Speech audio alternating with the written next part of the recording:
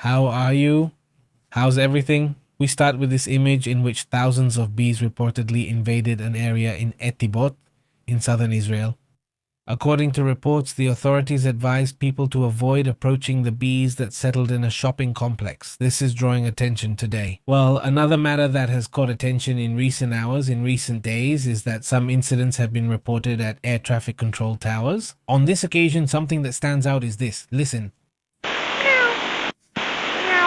The guys need to be professional. This is why you still fly an RJ. No, no, no. It's you. It was funny the first 5 minutes. That's a huge red light, right? Meow. Meow, meow, meow. Meow, meow. Well, according to the reports, it was being heard and detected. Well, there are two pilots who were playing, meowing, and barking on an aviation emergency frequency. It's not the first time this has happened. It's just that now, well, everything is being looked at more closely because of, well, the lack of security that has occurred at the TSA, let's say, in the control towers. Meow, meow, meow, meow, meow. This topic is controversial, although they say it's more common than it seems, but well, it's part of what's been happening. This incident, since it went viral, is obviously already being investigated. Also, another matter, another image that draws attention today is the following. This is the moment. Let's see if we can see it here on the screen. This is the moment when the Artemis 2 Orion spacecraft is entering the Earth's atmosphere. The image from inside, how does it look from inside? Well, honestly, it's much calmer than I imagined. Yes. It's not as intense as movies show. It's not like in the movies, not even close. In fact, I think one of those, what are they called? Those roller coasters you love. Well, something like that, right? That's what I thought, but not even that. Let's listen. Here it goes.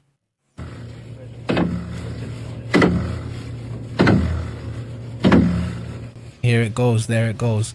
There it goes. The timing is good. Everything is fine. The pressure is fine.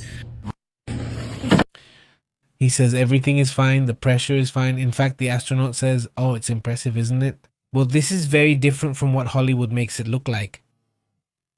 Hollywood, you've lied to us, Hollywood. And Walking through Mexico's coolest streets is more exciting. I think so. More intense, more dangerous. Yeah, honestly, I do. I get my fair share of doubts with the potholes in Mexico, which are way more intense than this, so the average Mexican is already used to this. This average Latin American is perfectly ready to go to space, no problem.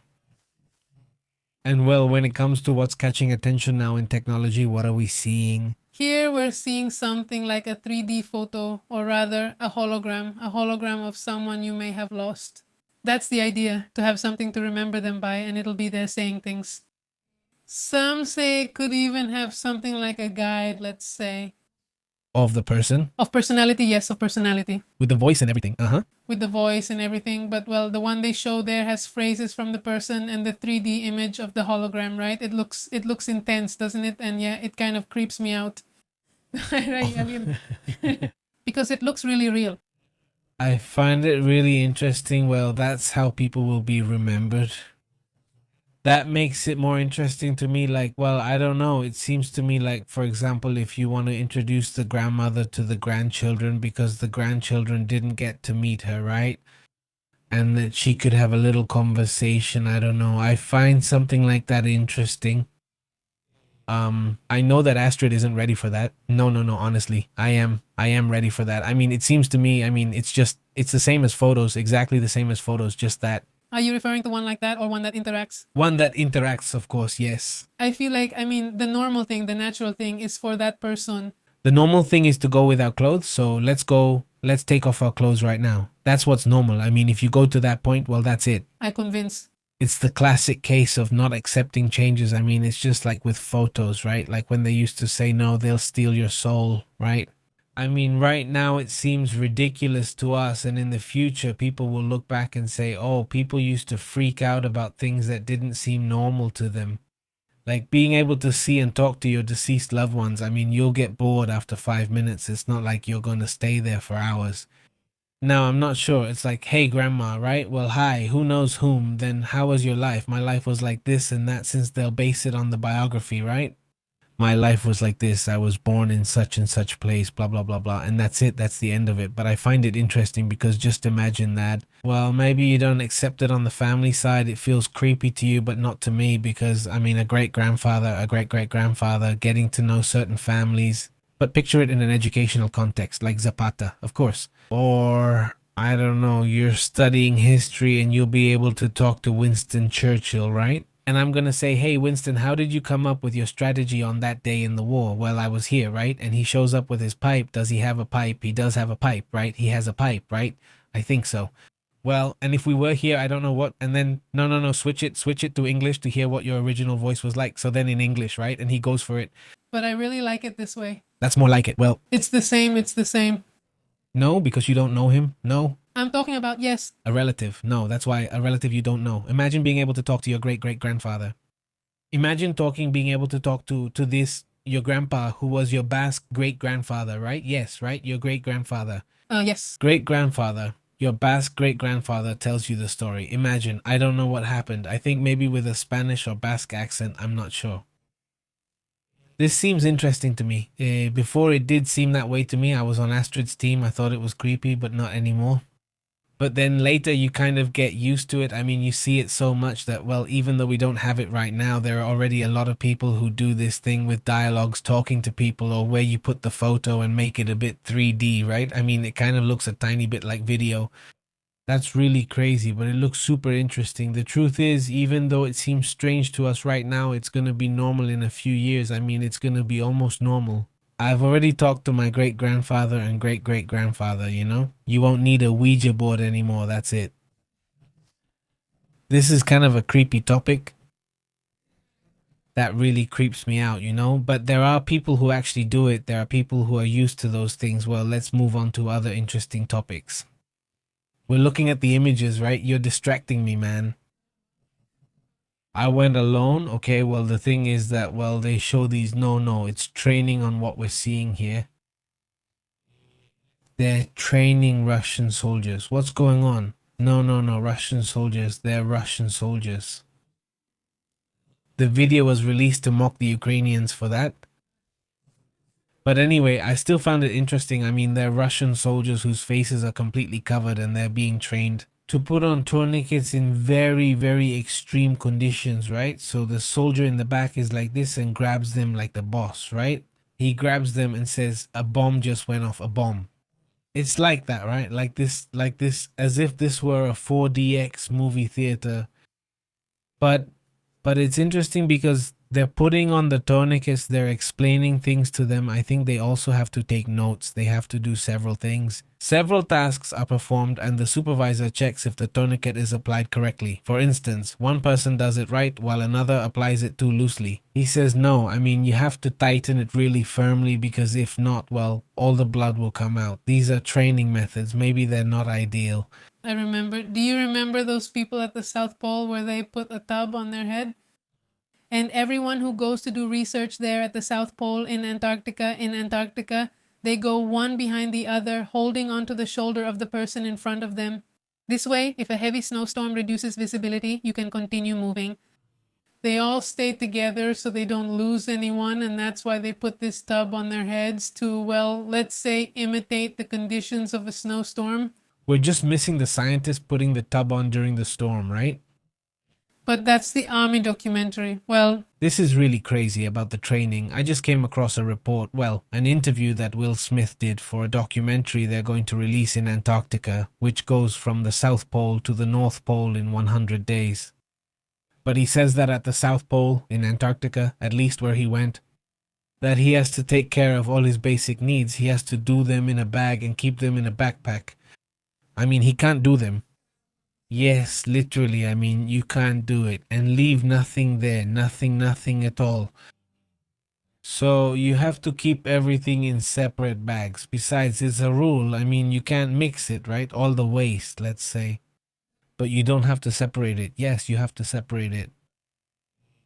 This one goes in a bag and you keep adding to it, And then at the end, I don't know if it's in Chile or Argentina, but in one of those two countries, that's where it's processed. Yes, it's processed. I don't know what they do, but that fertilizer is processed. Yes, I suppose it's fertilizer, but the rules are very strict so that area isn't contaminated. And well, actually, that's what Will Smith's documentary is about. The idea is to talk about everything that's happening on the planet and all of this. And speaking of that, let's move on to what's happening with the Atlantic current, which, according to a new study, is on the verge of collapse. This is really serious. Let's go.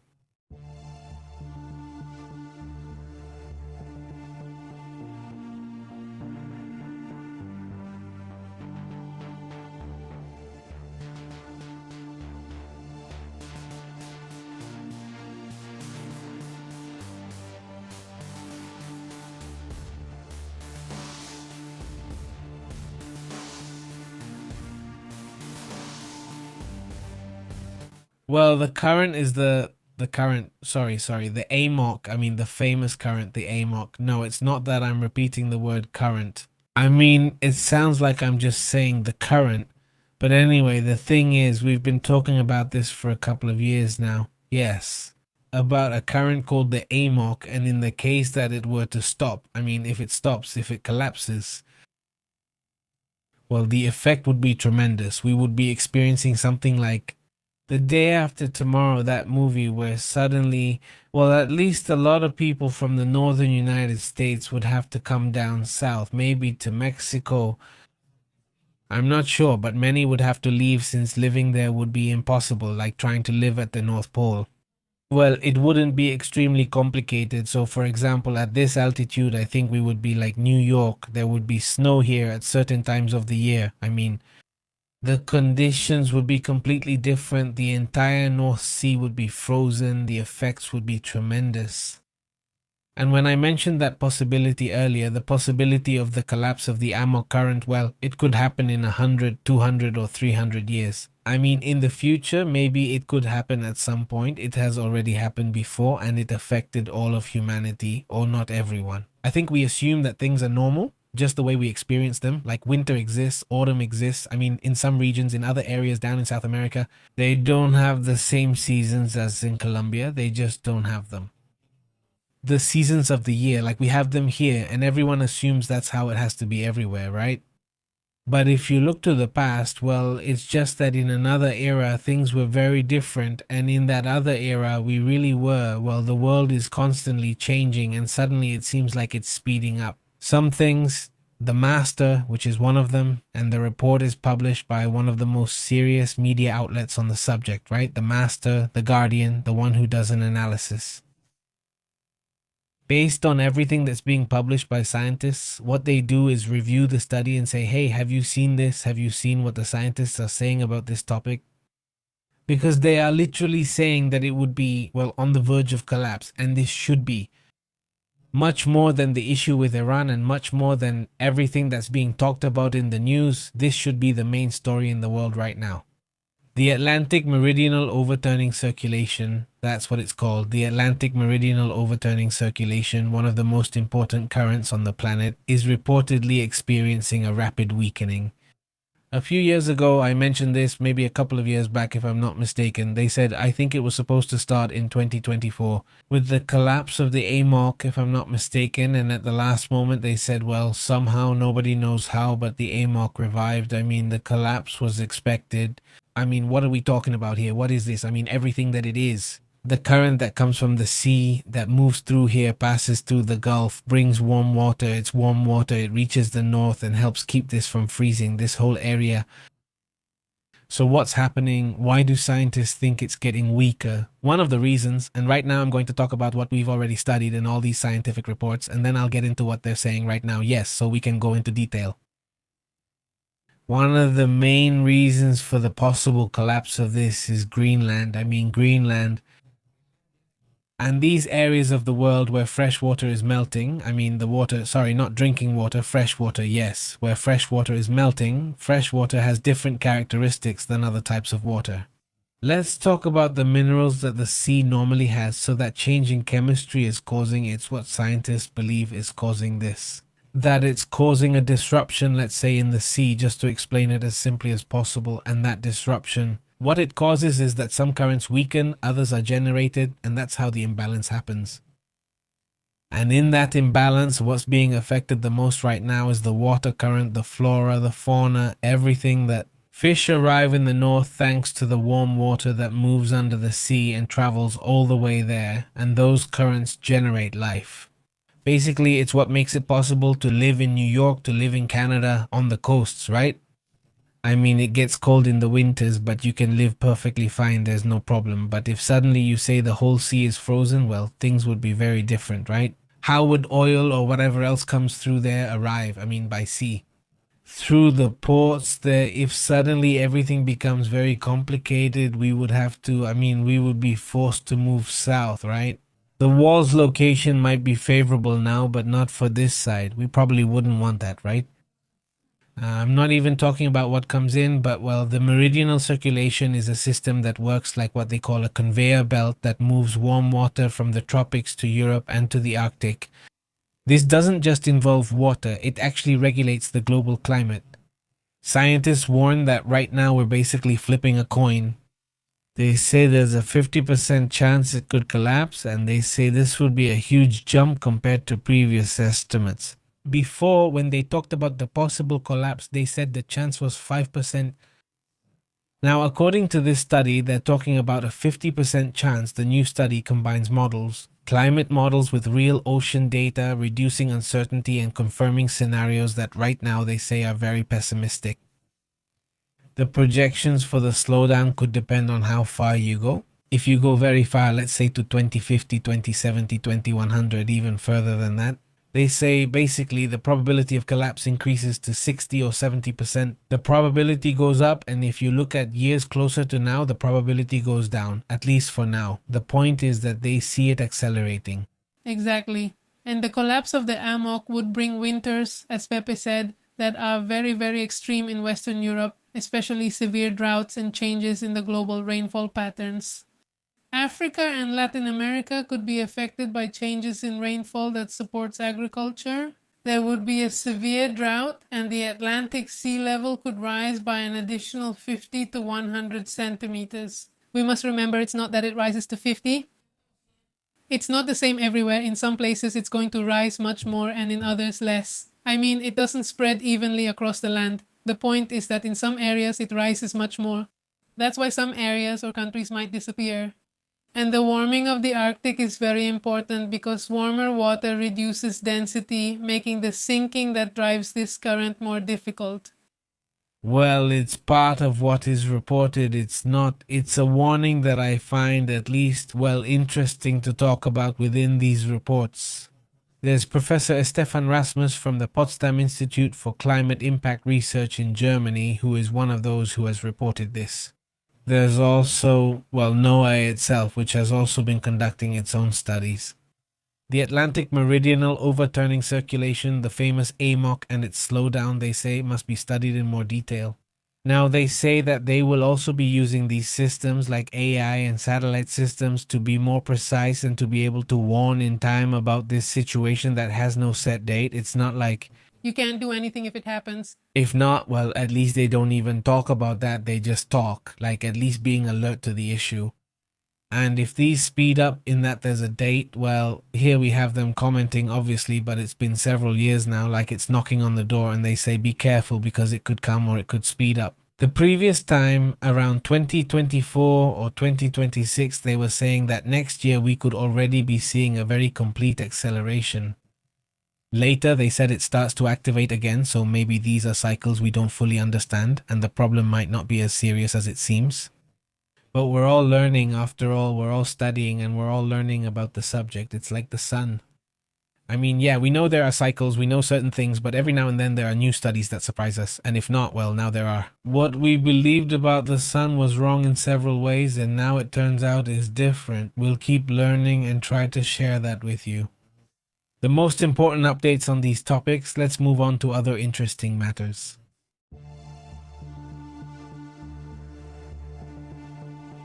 According to the reports, there are two pieces of news related to the situation in Lebanon. The situation in Lebanon and in Israel. First, let's start with the bad news and then move on to the good news, so to speak, right? The Prime Minister of Israel, Benjamin Netanyahu, firmly rejected any possibility of a ceasefire. The bad news is that there is no ceasefire, and he completely rejects the idea that a ceasefire will happen. The key condition imposed by Israel is clear, they say, the complete dismantling of Hezbollah, and that Lebanon commits to dismantling Hezbollah. Basically, that's it, right? This announcement happens in parallel with the first indirect negotiations. Remember that the Lebanese government and the Israeli government saw each other face to face. They met in Washington, and in that negotiation, well, they arrived at this idea. By the way, we already mentioned it a moment ago. I just talked about it in a broadcast we did. Well, it's really breaking news about how things have been happening. This whole issue of attacks on different points where they say they're going to go as far as the Litani River, that it's going to become a sort of security zone or buffer zone. We were looking at that a few moments ago in this area, right? There's the Litani River, and more or less this is the river's course, right? This is the line of the river, and all of this on this side, that's where Israel will be, in theory, the Israeli troops until when? Until the Hezbollah group is disarmed, and well, that's the issue. Now, the pressure from the United States is coming from another direction to stop firing already and to have an immediate ceasefire. Yes, that's the pressure from the United States and Israel, because Donald Trump already wants to get out of their period. So there are two things, and it's strange. Hezbollah said, I don't care about the agreement. If you agree and there's a ceasefire, or if not, I have nothing to do with it.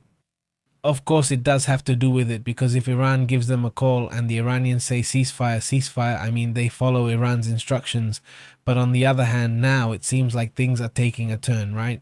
Exactly. Well, it's being reported that the security cabinet of this Benjamin Netanyahu would have met tonight to discuss a temporary ceasefire in Lebanon.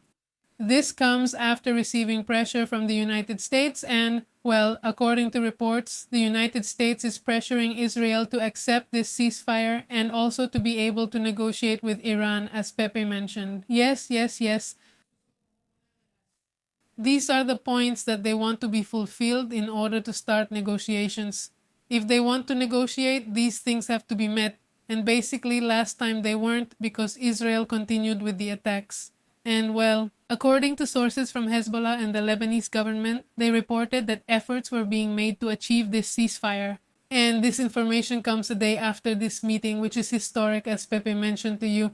And also, after it was stated that this ceasefire was not going to happen. Exactly. So basically, it's a contradictory piece of news, because today the IDF, well, is making advances there. Five groups at the same time advancing towards the Litani River.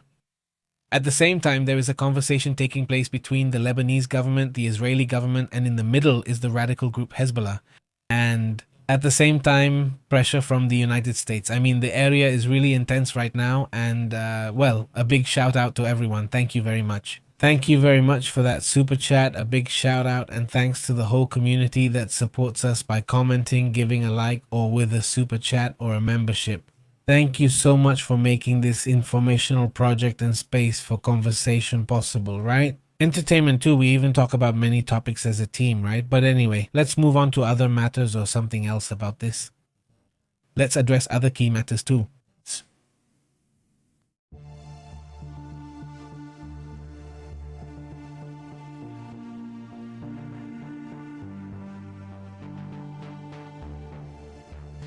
A chaotic situation has been happening in Washington since, well, suddenly, let's see, they've really been cracking down on young people there in Washington. Believing this would increase security, Donald Trump even brought in the military over all this. The National Guard, but in the long run, he realized that people were getting more and more upset, and you could see how that discontent also started to show among his followers. Let's say few, however you want to put it, of the young Republicans there were and of other ages, well, they started to say we couldn't support Trump anymore. If they don't even let us go out, they don't let us have fun, or they don't let us do this, well, then suddenly Washington says, well, as I understand it, they give them the opportunity. They say, okay, then. What they're going to remove is, as they call it, a curfew. Yes, a curfew. They remove it. This applied to everyone under 18 years old from 8 at night to 6 in the morning the next day. And well, this started right in the middle of vacation. Also, just imagine the kids, and you know how they are in the United States. They haven't liked it at all because it was put in place, because there were a series of gatherings of young people. I don't remember Washington, but I do remember that at least in California, in different states, they would suddenly break in and steal. And things like that happened a lot. So, well, they put this law in place as a temporary amendment. And, well, today they're removing it. It's now authorized to remove it. However, there's still some nervousness because a lot of people have started going out now, right? I know. I mean, obviously you have them there contained, and suddenly you remove this, and well, they started going out into the streets. There's nervousness. Hopefully it won't get intense. Because, I mean, okay, you're there, freedom is there now, but I mean, respect the laws too, right? On the other hand, I don't know. It's like shifting sides, not always the extremes, but let's see what happens with Washington. On the 21st, I mean, in about a week, the Washington, D.C. City Council is going to decide whether to reinstate this curfew beyond the spring, with the goal of protecting the city during the months when there's more tourism and more activity. Well, of course, let's see what happens, right? But this issue is drawing attention. Let's move on to other important topics as well. There's a topic related to the Strait of Hormuz, right? What's happening over there? There's an alternative route that could reorganize maritime traffic in case this strait is closed for a long time, right? Exactly. Well, this crisis right now is not only putting Europe under pressure, but I think the ones having the hardest time right now are the Pacific countries, the Asian countries in the Pacific. And, well, it's suggested that there could be another road that could be used. Which one? Among them, the one that stands out the most is the Istanbul Canal, which is a very ambitious project. Guess who is behind it? Well, obviously Turkey, which is becoming relevant again right now because of the security of the traditional routes. Because, well, it's not the first time Iran has held the Strait of Hormuz hostage. I mean, several times they've at least made the threat, but now they're actually doing it. Of course, so it's extremely important for Europe's existence and its infrastructure to have a route that's always safe, that isn't at the mercy of a country that's controlled by a very, very extremist group, right? So, well, that's one of the routes or paths that are being considered. The Istanbul Canal, which is an artificial route planned on the European side of the city. I mean, remember that Turkey has one part in Europe and another part in Asia, right? And well, it would be on the more European side, designed to connect the Black Sea with the Sea of Marmara over approximately 45 kilometers. And this route would be parallel to the Bosphorus Strait, one of the natural passages and also one of the busiest in the world, through which tens of thousands of ships, including oil tankers and also cargo ships. Well, let's keep an eye on this. It would be a strait that would greatly change the movement and the traffic in that area. It would be an alternative route that would reorganize things. They say it would largely secure the traffic through the strait.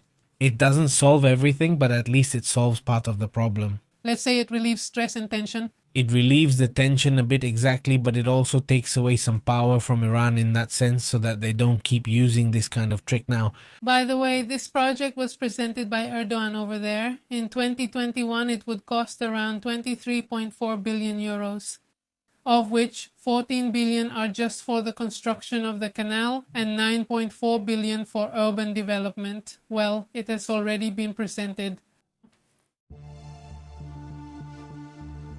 The Pentagon is intensifying its plans for military intervention, now targeting Cuba. I mean, what seemed unlikely? Greetings to Roble and to the community watching us from Cuba. By the way, I'll tell you how things are. Today, just a little more for the only thing. One thing that stands out is that the Pentagon is stepping up its military intervention plans. It seemed like they weren't going to acknowledge that level of progress or attempted progress by the Department of War, and acknowledge that, well, for now there's not much that can be speculated on the subject, but the officials cited on condition of anonymity in the US. The Pentagon is intensifying its intervention efforts, El Pentágono no lo, which seem to acknowledge what Cuba, right? The government Diaz-Canel's regime will fall on its own and they practically weren't going to do anything. The reality is different. In reality, at least according to the reports that USA Today has. And that's it. It's not that there is already an intensification of intervention. We are inclined to carry out a direct intervention. Pointing, I mean, it seemed like Cuba. What are we already? I don't remember. 26. It's just that January started with Maduro, and that's how things have been going, right? They were talking about the fall of who else? Well, obviously the daughter mine and the fall. The Pentagon pointing, obviously, well, if Maduro, I already said it. It seemed like greeting the community on January 3rd, starting the year like that. So now it's like everyone is thinking and mentioning Cuba, by the way. Month by month, right? Who's next? Ali Khamenei. There were rumors that no, yes, well, they're going to get everyone except him. No, Ali Khamenei, I mean nothing. He didn't last at all. Really, what stands out is that they're pointing that out, and by August, it would be the aliens' turn. It would be the sea's turn. It seemed like it wasn't going to happen. I mean, it seemed like no. To the community watching us from Cuba, Pentagon intensifies greetings to Cuba. I mean, it seemed like It's still moving according to 2 anonymous sources releasing this information. But anyway, if you ask Pete Hedges and you ask Karen Levitt, they're going to tell you not to speculate. that you shouldn't be speculating that it's bad, right? Now, what I do say, speculation or not, oil is starting to go up again. There it goes. I mean, today it reached up to $94, almost 93. Today it goes up to 95. It seems that way, but the trend doesn't seem to be going down. That's what it seems. According to 2 anonymous sources, well, the big jump it had today, the thing about, what's it called, the S&P 500, look, there it is. From anonymous sources that release information, but yes, I mean, that's the price today. This had been the all-time high. Well, it's above the high now. I mean, you asked Levitt, that's curious, that's very interesting. To say no to the 2 sources that release information. But, well, if you kind of play a little trick with it, because look, it's the 500, the S&P 500, the 500 strongest companies in the United States, right? When we already, I mean, let's suppose that company number 501 suddenly does really well, and now it's number 483. It means it's a company that's going up. So does it really just represent the most successful ones? It's like saying I represent the winners. Well, obviously your bet is always going to be on the upside. On the topic of the S&P 500, that's why Warren Buffett recommends index funds. But, well, if you ask Levitt, he'll tell you not to speculate. Just do what's best. Today, you're already going down. You were a company that was in position 300 and now you're in position 600. You're already out of the S&P 500. So, well, that's the trend. The trend is always upward. These are the most important companies. They're bigger, stronger, and therefore they're on upward trends. So you see it, you see these anonymous sources releasing information, but you, Levitt, are going to tell me not to speculate?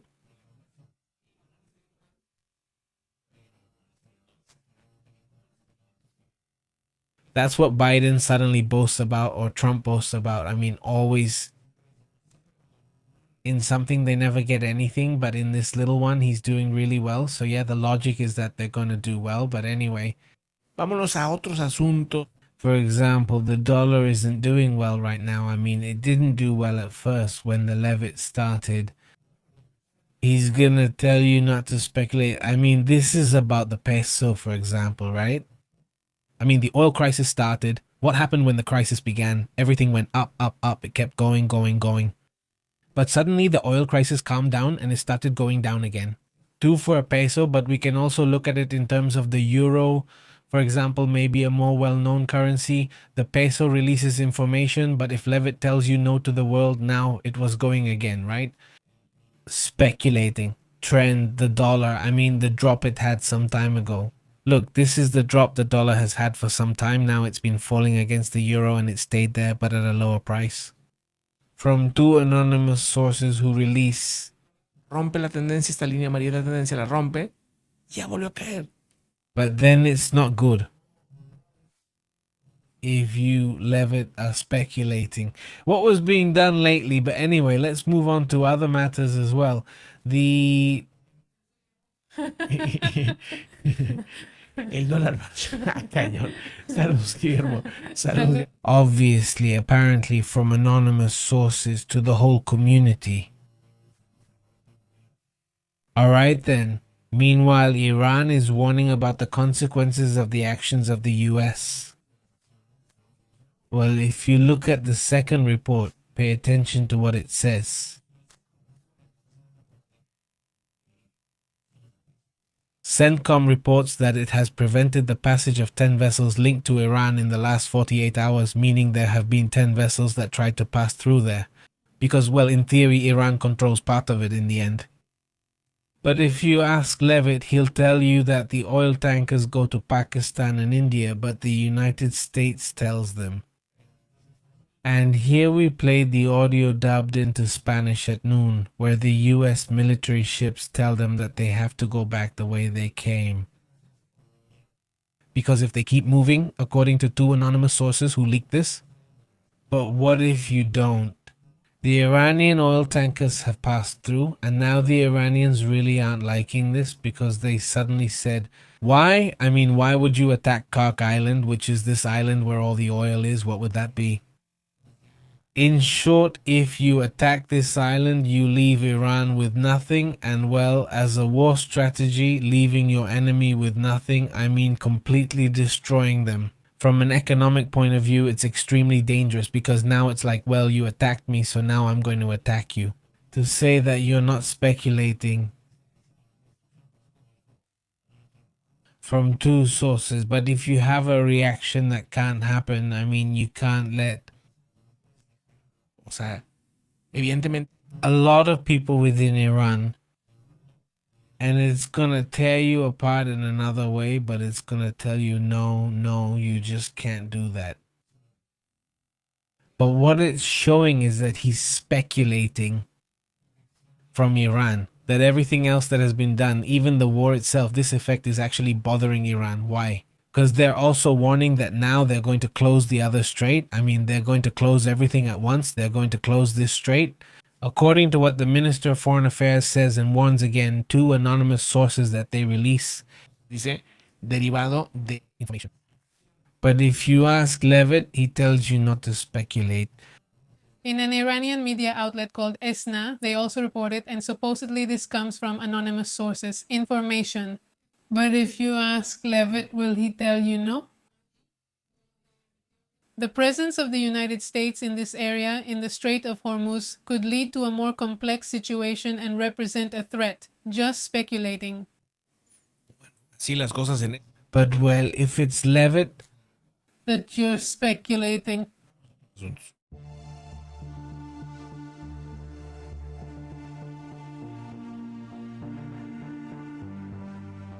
on anonymous sources that release information, but if you ask, don't speculate.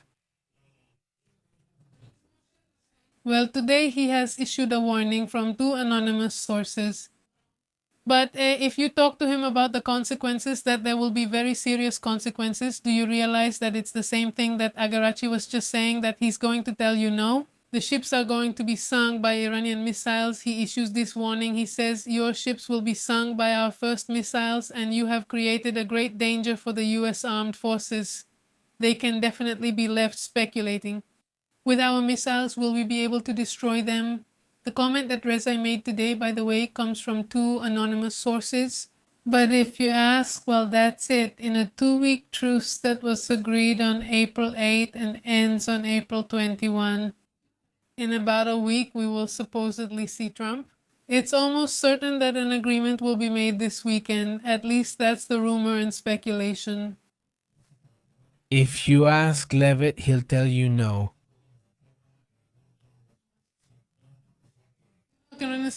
Ajá, que no. According to two anonymous sources, supposedly the war was practically over. But if you ask Levitt, He'll say no. to the sources, but don't speculate. O sea, o que se acabe la guerra O le damos con todo. o sigue la guerra, ¿verdad? Ajá. Pero que no se quede con... In two, yes, the head or president of the Congress or the parliament they have over there in Iran. He's gonna tell you no, and well, that's it. Right from the start, there are pressures on both sides. They're there with their classic ultimatums, and well, in the meantime, let's move on to others. Anonymous sources, but Levitt.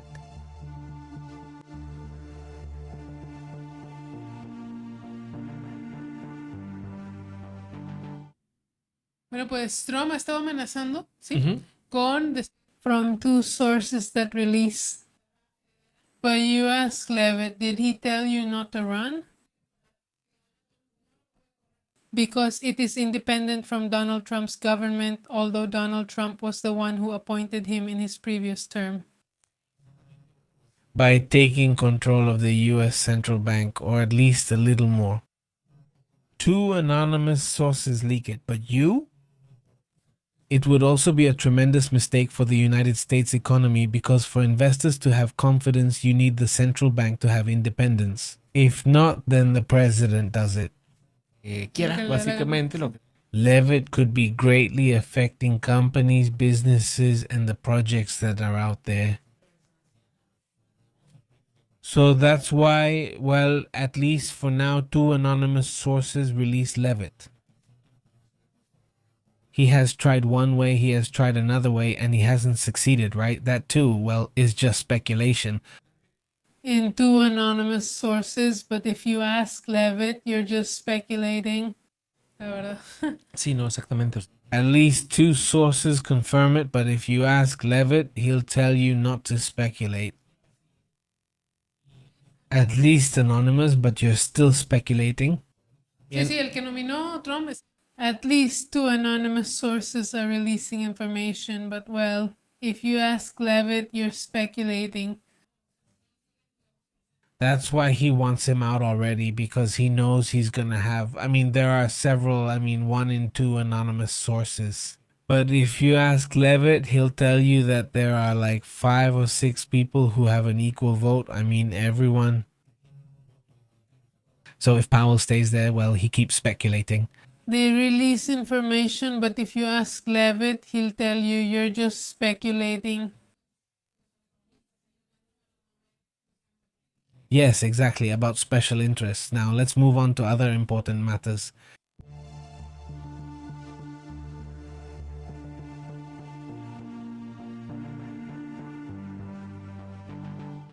Like that stubborn aunt who shows up to the quinceañera or wedding even when you don't invite her.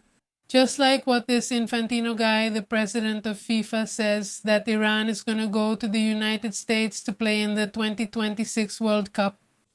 So, Iran is going to the World Cup. He insists on that topic. I think it's going to be a pretty uncomfortable situation, but well, he assures her that the men's team is going. This team, which by the way was one of the first to qualify for the World Cup, is going to play in the United States. And considering this regime, well, what Trump said is that they weren't going to defend them, that their security wasn't guaranteed, that it was going to be complicated. Well, Infantino today says, I really don't think this is good. Trump said this too, and well, goodbye. They will go to play by then, of course, if the situation is peaceful. That would definitely help, but Iran has to come, of course. They represent their people, they have qualified, and the players want to play. Well, that's the thing.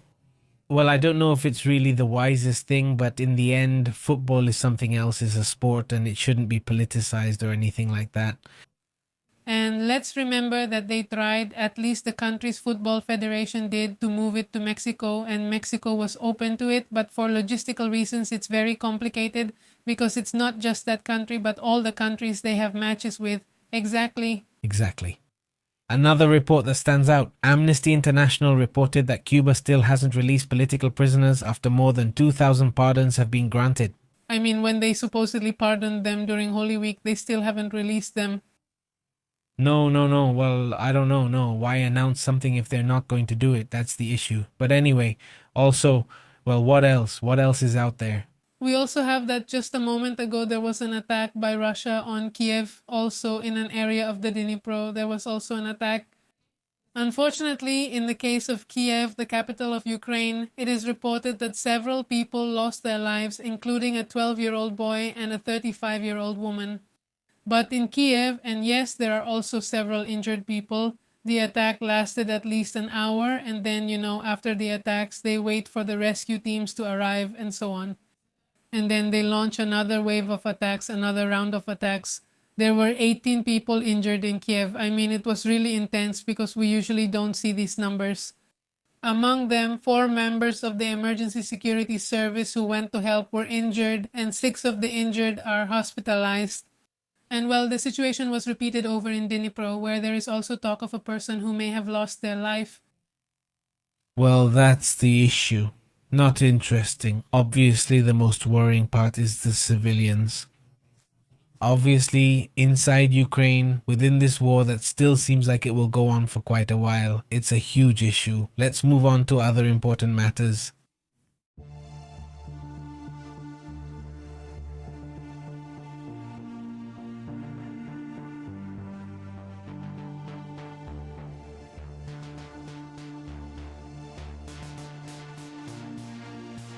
There's a report about what's expected, not for this, but basically for the United States. We can see it very clearly here in the last 24 hours.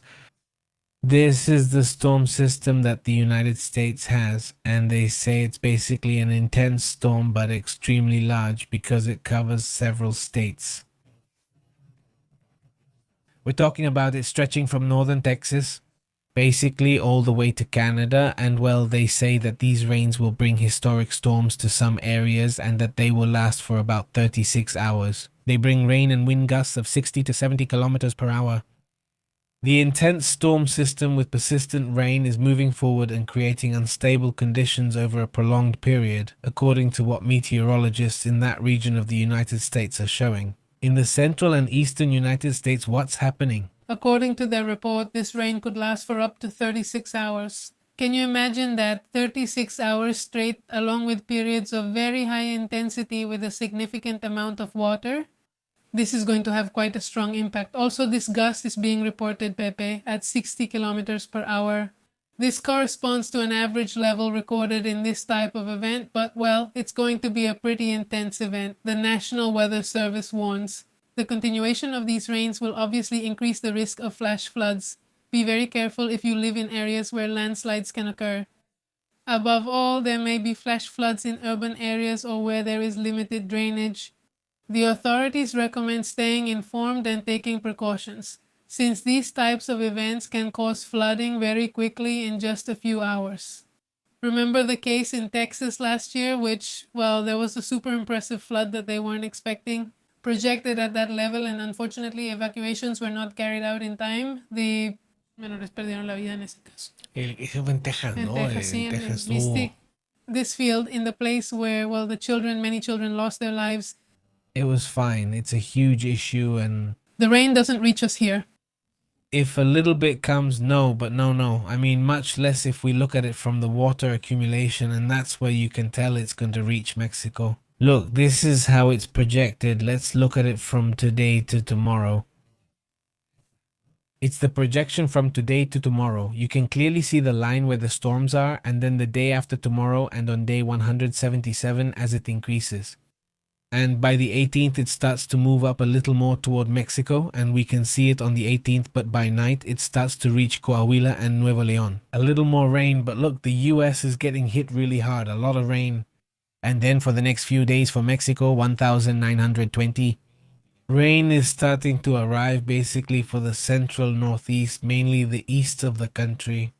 From here towards, let's say, April 20th, right? The rain spread, and now, yes, this whole situation intensifies.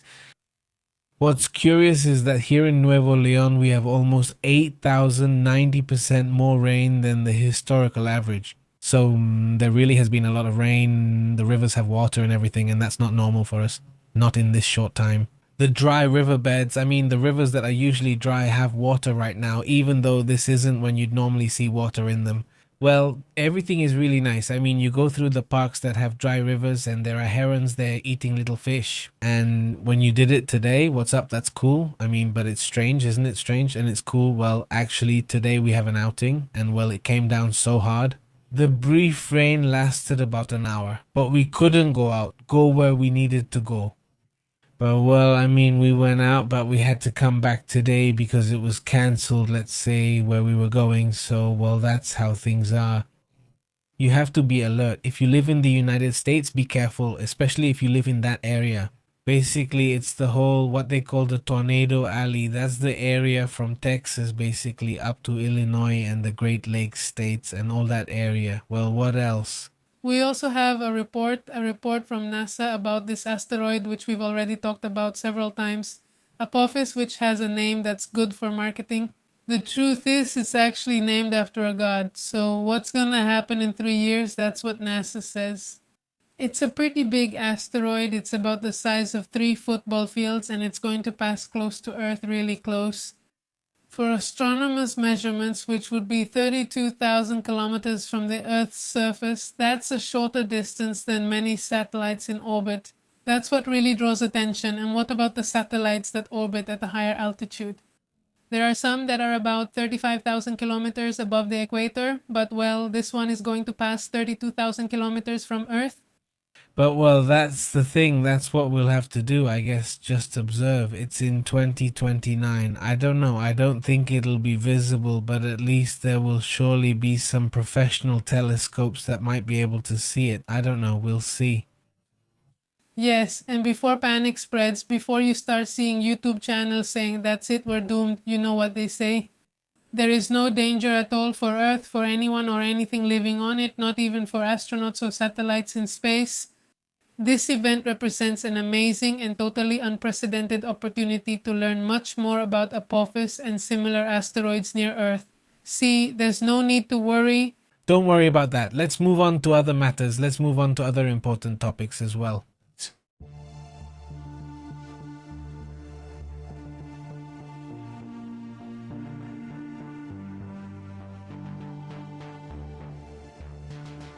¿Qué pasó con Emiratos Árabes? Bueno, pues mira, to summon the Charge d'Affaires of Iraq regarding the issue of militia attacks in the United States, there are groups or attacks by pro-Iranian militias.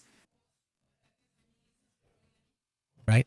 So they have been constantly attacking United States aircraft and Israel whenever possible, whenever they have the capability. And well, they have also been attacking things in the United Arab Emirates. So the day of watching feels most annoying. Maybe Saudi hasn't been involved or commented much. I don't know if they're upset, but sometimes it's much more. And today they summoned the Charge d'Affaires at the Iraqi embassy. His name is Omar Abdul Mahir in United Protection. Terrorist attacks launched on Iraqi soil by militias in different areas. No iraní, sino de Irak. So, Desde Irak. the Emirati Ministry of Foreign Affairs said in a statement that it delivered a letter of protest to express rejection of the continuous and atrocious terrorist attacks launched from Iraqi territory towards the Emirates. These are by these groups, right? They're already very upset. The attacks have happened despite the ceasefire. I mean, they've had a 2-week ceasefire and they continue. Atacando. Esos brutales. The attacks targeted several vital facilities in the Gulf Cooperation Council member state in blatant violation of sovereignty and airspace. So despite the ceasefire, they act on their own and keep attacking the Emirates. And now the Emirates are really upset, and even Saudi Arabia too. I don't think he says much because, well, their Minister of Defense was the one who was pushing for the war to happen.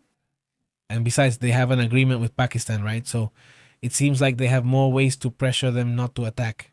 All right, let's go to the comments.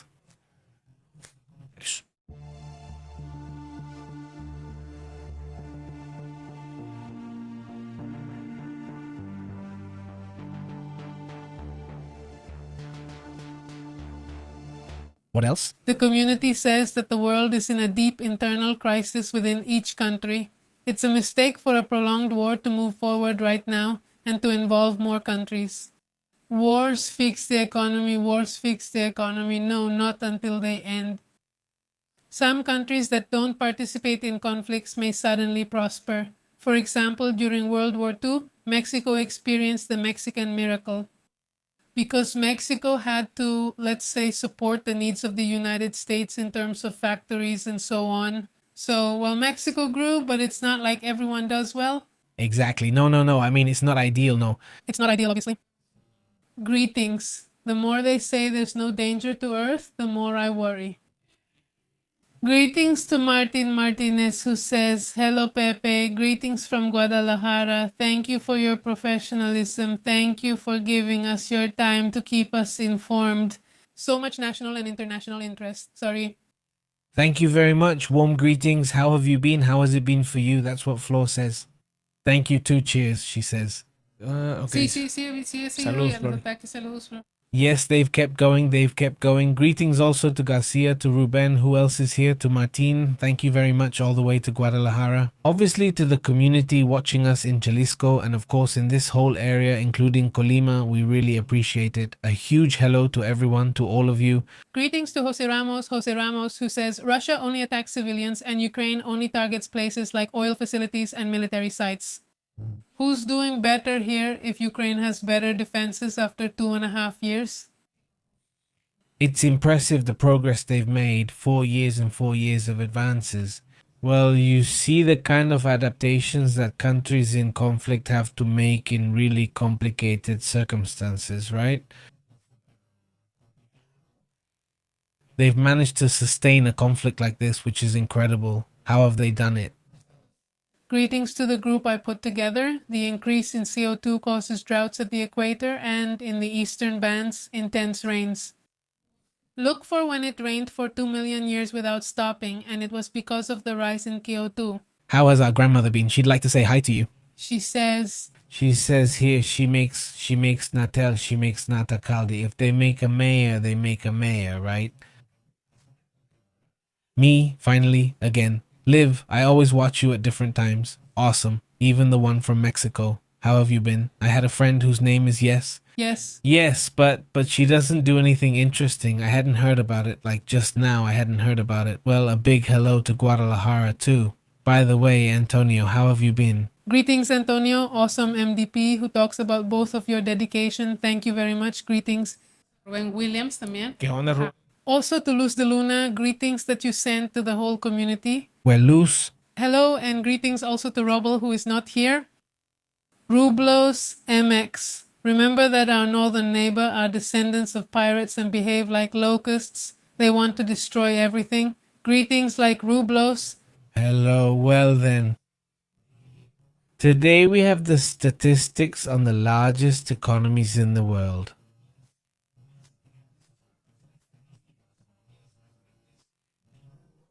And well, let's see how they are doing. It looks impressive. The data here shows the largest economies in the world as of today.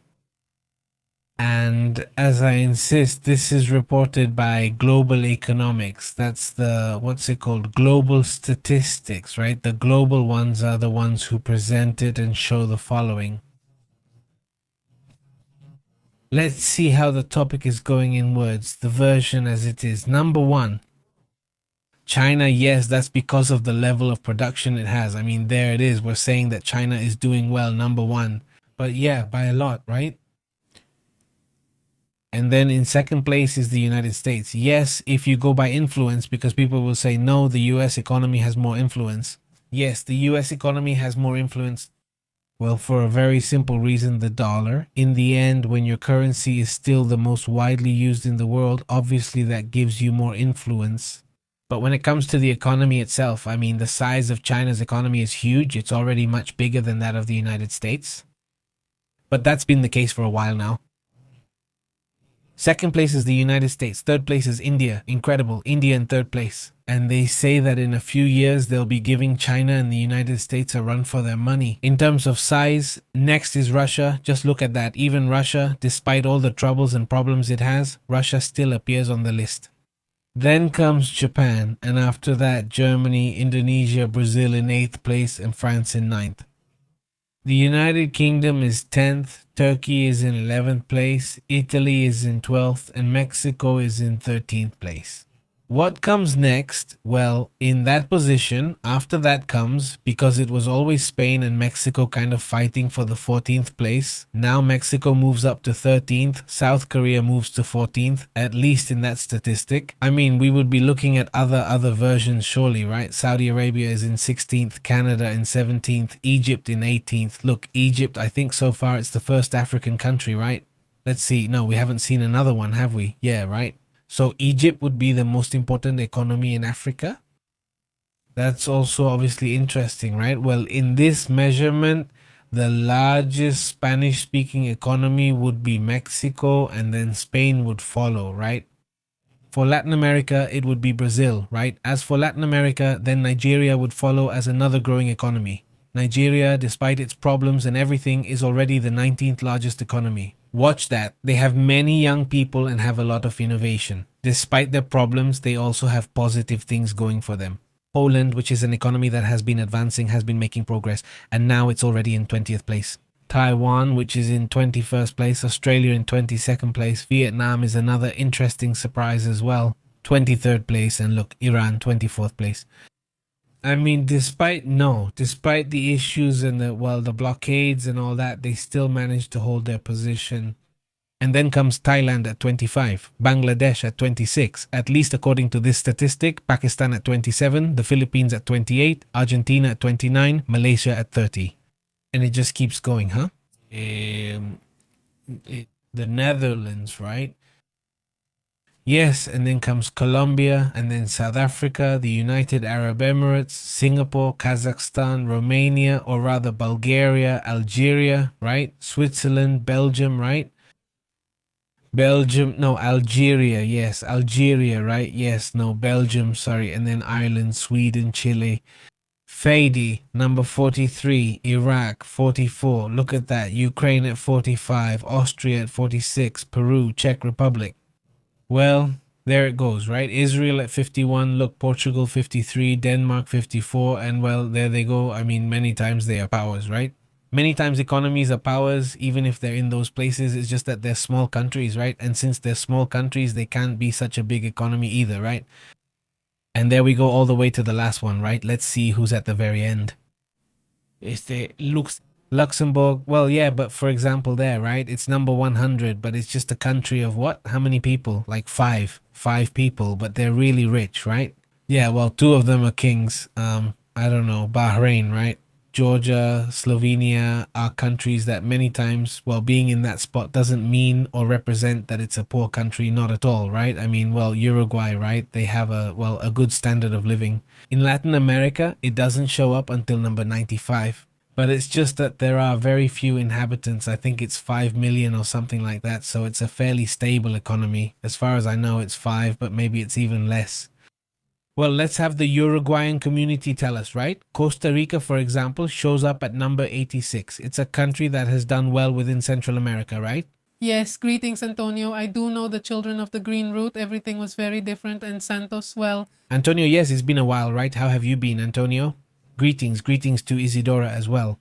To Mercedes, how are you? Guillermo Escobar says, you still have to take the imaginary currency for doing it that way because the United States is deeply in debt. Greetings. How are you? Greetings, Guillermo. The thing is, they always criticize that part about the debt while... Yes, it's deeply in debt. Yes, no, it's bad, whatever you want. But what I'm getting at is that for you to be a superpower, you have to be in debt. Otherwise, you can't be a superpower. That's something that sometimes isn't understood. I mean, the countries that have or are economic powers are always going to be in debt because it's something that's necessary, right? And sometimes people think that debt is just bad. That's it. Sometimes, yes, it's been managed badly, especially this last phase of excessive borrowing. Yes, that's true, but it's plain to see. Japan is the most indebted country in the world, even more than the United States. And well, it's a pretty stable economy, quite strong, very powerful, and very influential. By the way, also, it's a country of about, 130 million people, something like that. So it's really not come on. It's not like the United States, which is one of the most populated countries in the world, or China, not to mention. India, too. Those are countries that have a lot of people, and they also produce a lot, consume a lot, and so on and so on. In the case of these countries, there's now some very bad debt. Especially when your currency has no value, when your currency isn't a reserve currency. Nobody cares about it. Well, yes, it's complicated for you to be able to get out of those debts. There are countries badly in debt and then also blocked. So yes, it's complicated. How are they going to do it? I mean, how are they going to get through it? No, plus corruption and so many other issues. So that's it. It's complicated, but then you think maybe there are economies that are strong because they produce a lot of oil, like Russia, for example, which has a lot of oil. They produce a lot of oil and all that kind of thing. Well, yes, you can have or be among the most important economies, but it doesn't represent, I mean, people's lives. It doesn't represent, well, the level of economy that you're supposed to have, right? I mean, that's the problem there, says Gisela. How have you been, Gisela? Greetings, Big Hello Rosa. How have you been? Hi, Julio. How have you been? Greetings, Guillermo. Is it the same? Do we have to drink? Greetings, Heidi. She says hi, good evening, and greetings to all, says our grandmother. I think that top is a bit off. I recently checked the World Bank data and it was different. That's why I told you there are different ones. This is the one that says GDP figures based on PPP. Just purchase power parity. exactly. I mean, but here IMF, Yes. the World Bank, yes. This is the World Bank, exactly. Yes, yes, yes. Hello, Panderita. Where are you? Greetings, Pandarita. We would have to see how up to date it is, but this was published today, so I suppose it must be one of the most updated. Doesn't the little one say? No? Yes, yes, that's the one. At least this one was published today, right? Now we could look at this other one, right? This is another publication. Let's see who appears in first place. Well, China is there too. Look, let's see. In that one, the United States is in first place, right? But let me see whose it is, right? Just this one. But for example, I mean, just to give you an example, in this one, the United States appears on top. It's in blue there. In this publication, it already breaks it down by region and economies, etc. And then there's China, third place is Germany, then Japan, and then India, right? Like that, right? Let's say, I mean, we would have to look at several and do an analysis to see which one is the one that appears the most, right? The economies that appear the most, according to these statistics, right? Because obviously, well, yes, they can always vary. A little bit, right? Yes. Greetings to Sandy Montoya, who made a Korean movie called Wonderland, and it's about deceased people you can interact with. There's an episode of this really good series called Black Mirror, but it also uses that same concept several times. The same concept, but one of them, well, I didn't like it, but Pepe did like it. The story was about a girl. Do you remember? They were on a server. So you see that suddenly they changed, like I want to be in the 80s, now I want to be in the 50s, right? Do you remember? Yes. So the idea was interesting. Honestly, the concept is interesting. I just didn't like the story that much. Yeah, that was missing from the story, but the concept was great. The concept was good, yes. But I think that was the first time we saw that concept, yeah. Because, Black Mirror was really ahead of its time, but now they should make a big leap because all the technological advances have already caught up with them. Exactly. Yes, thank you very much, Mercedes. Yes. Thank you, Mercedes. Thank you for your support through Loxo and to everyone in the community supporting us there. If you're in Mexico, you can easily do so using the link in the description. Thank you very much to everyone who does it and also to the community that supports us through Super Chat and memberships. Thank you very much for that support as well. So the other day we were looking at the so-called super avocado, which is just avocado itself. It's impressive, the community that has slowly been growing, let's say, been with us for a few years now. Yeah, it really feels like time goes by so fast, and well, I'm really grateful because this is an independent news podcast that's here also thanks to you all. He says he's not from here anymore, unlike before. Good evening, greetings, and by the way, how's life going at the cafe over there in Tijuana, Mercedes, to the community that wants to share with us? No, sometimes I forget to remember it, but I'll try to remember it as often as possible. It's about the community section. Can you join us? There are surveys there, and you can even post photos yourselves. Yes, for example, look, right now I posted a survey, this one, right? What does it say? It says this raises more alarms than the Israel-Lebanon crisis. And the first place is that Netanyahu rejects any agreement. That would be the alert that stands out the most. In second place, the demand to dismantle Hezbollah. In third place, the Israeli military offensive in Lebanon. Fourth, the conflict returns on a larger scale, which isn't the comment made here.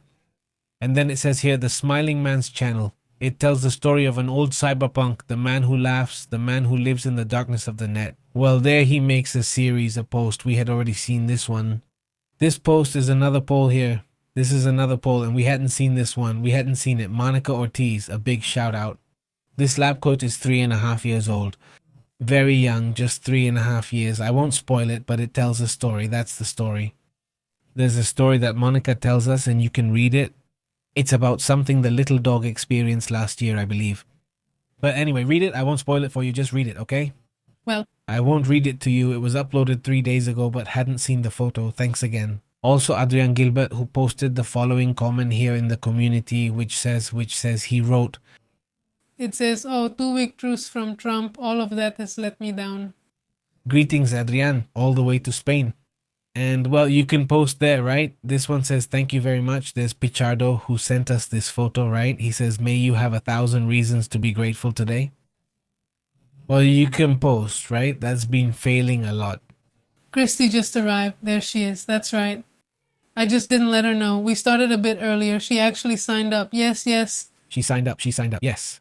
Greetings to Ruben William. Greetings, Ruben. He's here too. Who's here? Yes. The rain. Marcelo, Riquelme. Everything. Everything. Yes.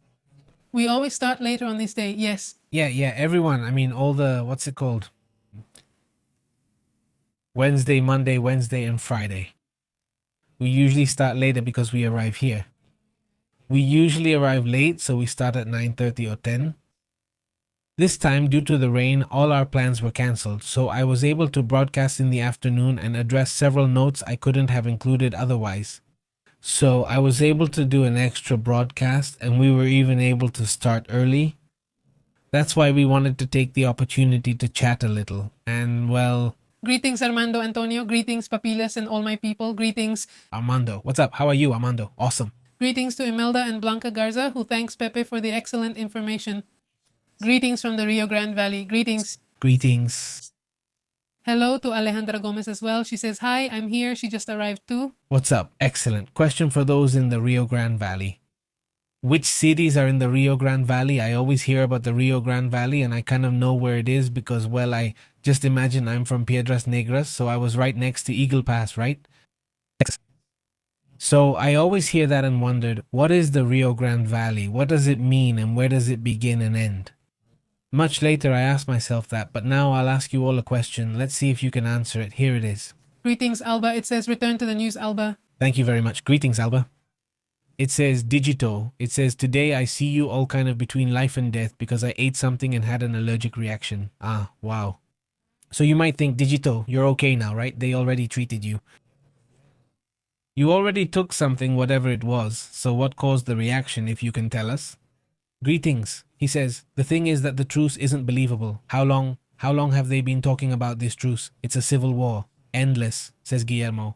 Greetings. I think the same. I mean, I also believe that's the game they're playing right now, right? Those ambiguities of stretching things out and stretching them out because you don't wage a full war, but you keep extending it as long as it's convenient to do so, so to speak, right? Yeah, that does seem difficult. He says it's all crazy. He says without the Atlantic current, the English would freeze. He says, yeah, brother, yeah, I mean, we don't know. Much of their food supply would stop. For example, what are the fish that Icelanders eat a lot called? It's cod, right? Salmon. I mean, there are certain fish, the ones they call cold water fish or blue fish, that basically wouldn't get to them. No, that's crazy. Hey, speaking of salmon, I just remembered an image I saw a few days ago of if you've seen how bears eat salmon. No. I've seen when they catch them like that and they catch them when they're jumping. I had no idea. Here's how they eat. I mean, it's a huge waste. I mean, the bears... Imagine when there's a lot of salmon, what they do is they grab the salmon, take off the skin, eat the skin, and throw away the rest. What? Because the fat is in the skin, so they throw away the rest. Oh, that's crazy. Yeah, but they're clever when they notice it's a female salmon. I mean, that it has eggs inside. They squeeze it like this with their hand and take out the eggs, the stuff. I don't know what it's called. I mean, they take out the roe, or I don't know what they call it. Like, I think it would be like this. But, and then what happens? Well, and they eat it. I mean... The little eggs. The little eggs have a lot of fat, right? Yes, and also a lot of protein. Fat and protein are valuable, but for example, all the salmon gets thrown away just like that. Goodbye. Then, No, of course, that gives a lot of food to other species. yes, the Guernolob was like that. Well, and a lot of rodabas. A lot of rodabas come. In the end, you're not going to waste it, right? No. Nothing goes to waste, clearly. I mean, but both of you are really sneaky. Crazy. Really crazy, and like, Yes, I remember here. who knows what. Yes, no, eating, yes, everything, there's a tongue. It's caviar. Yes, it's counted already. It's the caviar one. But the caviar is from somewhere else. It's from another country, right? From another country. Yes. Study, no, something like that. I don't remember. I'm just mentioning whatever comes to mind, maybe. Francisco Arces says Brassville, Harlingen, McAllen, Edinburgh, Mission, also including cities like Roma, Rio Grande City, and Raymondville. Okay, so it's more. Okay, got it. It's more. Salmon Row. Salmon roe, exactly. That's it, yeah. Roe, yes. Okay, not lazy as in slacker. It's roe, yes. Well, Amanda, you guys are addictive. Thank you very much. thank you very much. Greetings. He asks how you are, then says he's now chatting elsewhere. Greetings to May, Mirna, sorry. Mirna Solis, greetings from Reynosa, Tamaulipas. How are you, Mirna? Greetings, Myrna. How have you been? Mercedes says, super good. That's why I hardly see you guys. I get home and fall asleep, even if I don't want to, but sometimes I watch you from work, but I can't really comment much. Greetings, Mercedes. Well, it's good to know that you're watching us from the cafe, right? Yes, greetings. She says, and yes, I'm already in recovery. I can joke around now. Although a while ago I did get scared. They had to give me an emergency antihistamine shot. Are you allergic to anything? It's not exactly that, but you had a strong allergic reaction. I can imagine. Yeah, I can imagine. Take care. Glad you're okay now, but if that's the case, well, it's dangerous. Yeah. Yeah, Cesar, how have you been? Cesar, that's great. So you didn't know you think you're allergic to pistachios. And then not knowing if it's falling. I get hooked when I can't breathe. Yes. Rosa Mabako, how have you been? Hello there. Roser, greetings. It would be like buying an alfajor, eating the wrapper, and throwing away the alfajor. Just imagine. And we should go fishing for salmon because we throw away the skin and we eat the salmon. We eat the salmon, of course, exactly.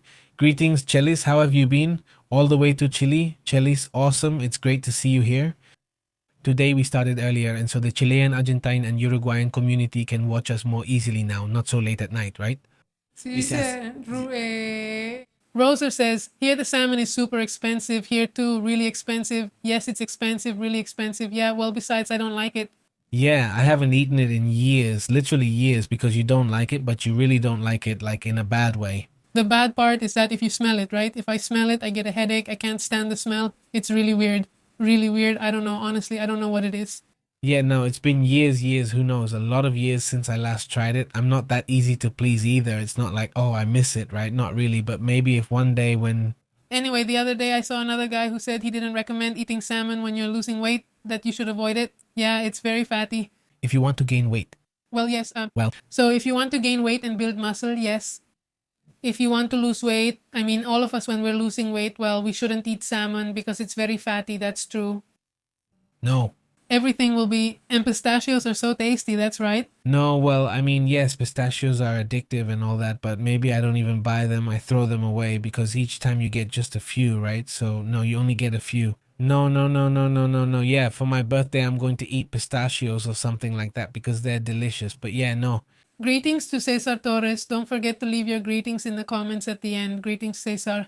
Yes, greetings, Cesar. You're right. Yes, please. He says, look, I think I might also be allergic to penicillin. I don't know. I'd need to get a test or something, but I had a bronca de adolescente.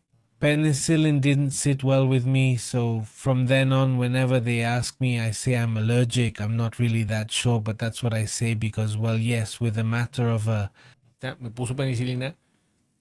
it didn't sit well with me, but I mean, I really don't know if that's really proof. I'm not sure if that's enough to tell or if you need to get tested.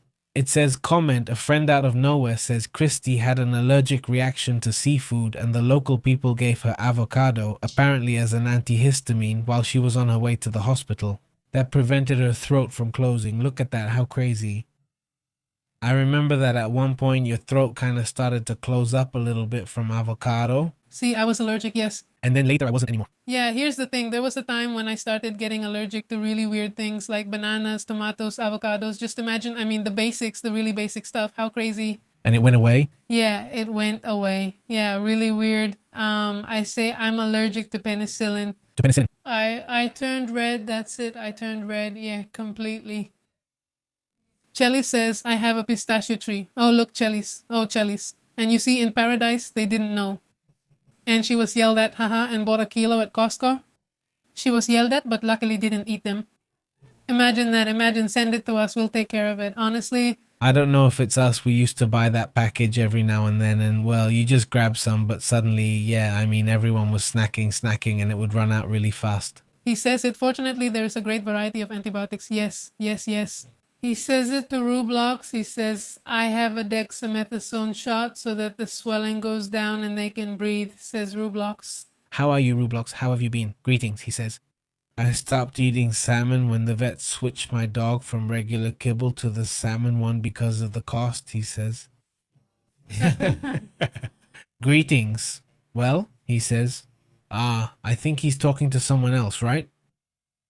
It's just that Pantalita got dehydrated and got sick. Okay. And right now you're with, what's it called? With, what do they call it? With hydration of, what's it called? Minerals. With IV fluids. With IV fluids, yes. Yes, yes. She says, Christy, I'm allergic to penicillins. I get a rash all over my chest. A lot of people have reactions. My husband too. Yes, but not me. What happened to me is that... Yeah. Greetings. Ay, pequeño. What happened to me is that, I mean, I was a kid. I must have been about 13 or 14 years old, and the dentist was there. The good thing is that my mom was there, and then suddenly she puts that thing on me, and she says, well, in 5 minutes, I don't know what, and suddenly I wake up and I was in a plaza. I went from being at the dentist to suddenly appearing in a plaza. I was like, what? Why am I here? What happened? My mom told me the medicine caused a reaction, and I started wandering the streets, talking and saying things, hallucinating while she kept an eye on me. It gave me a really weird reaction.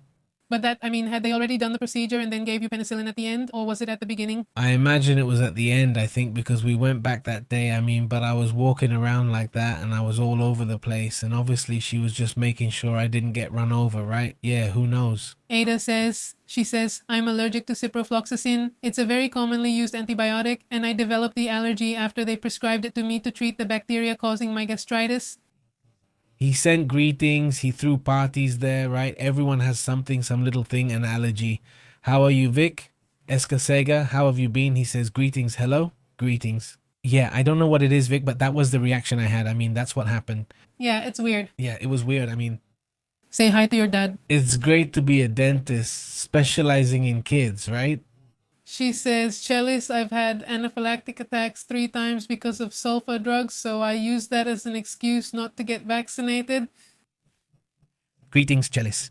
Greetings, Chelis. Well, what can I say? You can't get to know someone with just one sentence. But, I mean, what I'm saying is, as you can see, every body is a world of its own. I mean, there are some really strange reactions, right? I've suddenly heard all kinds of cases like people being allergic to things you would never imagine, and then you're like, how? And how did you find out? I mean, or what? You sometimes get allergies like when you used to have them in your mouth, but then they stopped. I mean, yeah, yes. About Chelis, I was super allergic to a lot of things. Me, Chelis, me too, yeah. I saw it, yeah. Yeah. That often, Yolanda. Besides, there are bastards in lip. La naturaleza. Did I get it? Greetings, how have you been? Novak's dad? Yes. How have you been, Novak's dad? Very good, me too. Guillermo, me too. Nico says, good morning. I'm chronically allergic to politicians. Same here, they make me itch. He says, good morning, community. Warm greetings. Oropesa, greetings. From the sea in Spain, it says here it's almost dawn. Hey, Nico. Good morning, Nico. Good morning, greetings, he says. I'm allergic to politicians. I saw it, Guillermo. I think many of us here are allergic to these politicians. Well, let's go. Let's go, guys. Remember that we're on WhatsApp, on Telegram. There it is. So you can scan with your phone and it'll take you to Telegram. And we're also on Facebook, Instagram, and X. Hello, good evening, good morning to those of you over there in Spain. A big hello to everyone. Tomorrow we'll be here early with the latest news. Thank you. See you then. We now interrupt your regular programming. Thank you for tuning into The Truth. This is Pepe en Vivo. The truth is intense, the unbelievable is real. We analyze it here, global perspective. Don't miss out. Tune into the Pepe en Vivo channel, controlling the signal, Pepe and Astrid telling it like it is. Raw journalism, here it's respected. Enable alerts, don't lose track until next time. Yes, sir. We're taking attendance. Subscribe.